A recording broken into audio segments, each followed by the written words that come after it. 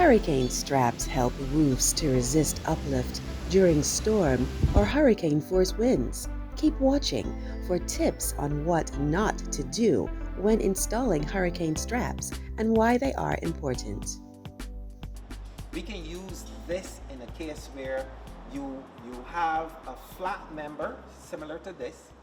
Again, because it's already existing in your house, if the paneling isn't there, you can actually take this, and what we use is what we call a gang nailing, and we can nail this on, and that will give you some resistance for the entire thing from moving. Always remember, the fixings, these nails, would always be perpendicular to your force. So if your force is going like that, your nail is supposed to go the other way.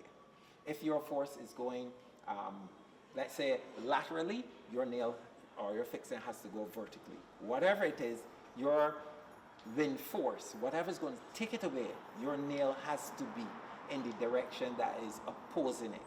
Now, I've seen very many times persons come and adapt these and just rest them as an L shape here. The challenge with that is these nails, in this case, are in the same direction of the force. These are fine, but not these. So you end up with a case where these go and the strap goes along with it. So the strap is gone because the fixing now is in the same direction as the force. We don't want that. Always perpendicular to the force. Be vigilant when selecting your hurricane straps. A case in point is that it is the 18 gauge and not the 16 gauge, which is more effective for retrofitting. When you're selecting the strap, it is the 18 gauge one that you're going to use. The 18 gauge strap is a little lighter and it's easier to bend and twist. The 16 gauge, which gives you much more resistance, it's much stronger, it's not as easy to bend and turn.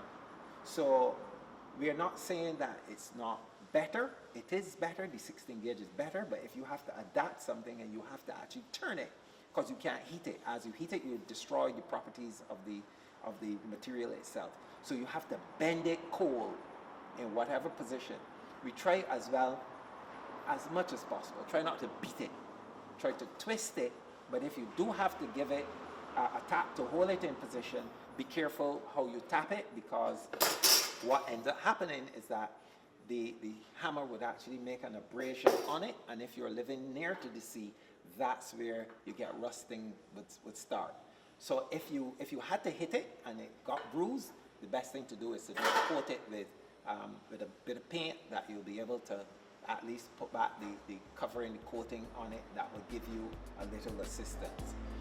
Here is what should be avoided where the fitting of galvanized sheets are concerned.